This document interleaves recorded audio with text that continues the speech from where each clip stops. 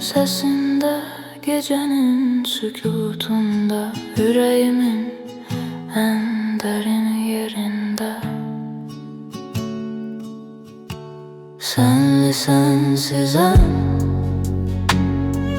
ne tam varsan ne de yok. Elə bir yerdesən ki, ne onu da bilirəm, ne de qovuşabiləm.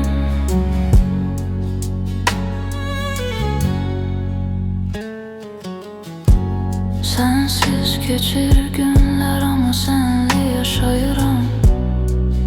Adını demeden bile seni çağırıram içimde.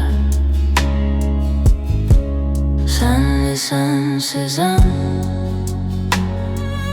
ne tam varsan ne de yok. Elə bir yerde sanki ne onu da bilirəm, ne de qovuşabilirəm.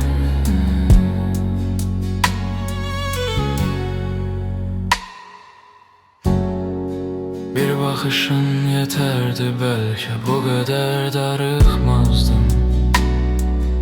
Ama indi xatirələr mənə səndən yadigar qalıb.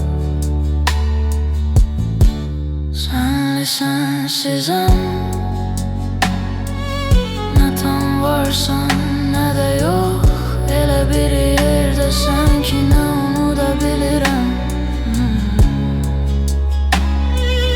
ne de qovuşabilirəm.